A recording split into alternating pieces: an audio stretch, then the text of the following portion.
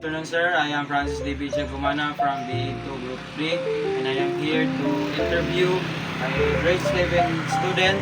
Her name is Ruth Punay, and I'm going to ask her some few questions regarding to the topic of metacognitive. See, I have prepared a short story for her to read and understand, to share her comprehension and understanding regarding to this story. So now let's start.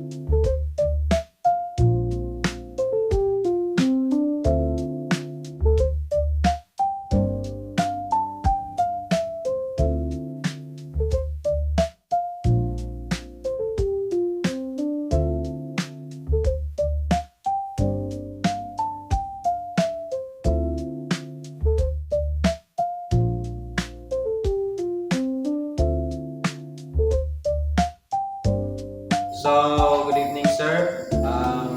Since she finished reading the story, and now I'm gonna ask her some few questions regarding to the story, what she have read, and based on what you have read, can you summarize the story? Bata ka na sa ko, dayon.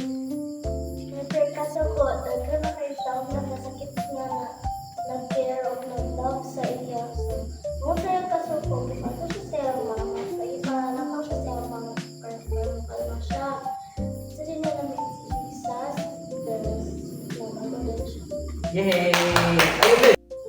How many words you can recall according to the 10 words that I have given to you? Love, care, consequences, exalt, and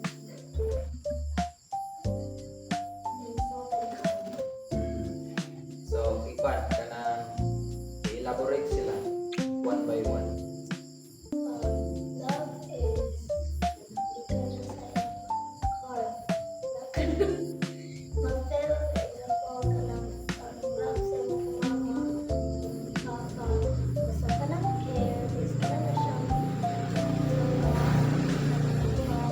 alam sa mga tao sa inyo.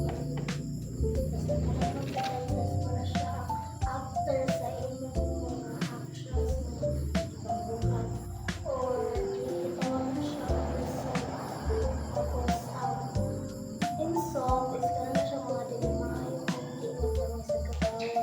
Sa kanang yung calm is kanang na siya kung kalma ka rin na ikan ka sa geography.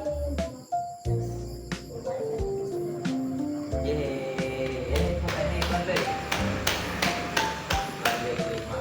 So, last question. What lesson that you have learned that you think that you can apply to your life? Dili kanang magpagrami sa kasuko kay nakabalo ka na sa kasuko pero kasuko pagkarami ka na himo or ma-apply na bago nga mga attitude. Yay! Thank you very much. So, that's it. Thank you, sir, for watching. Again, I'm Francis David Giagumana from B2 Group 3, and that's all. God bless. I love you.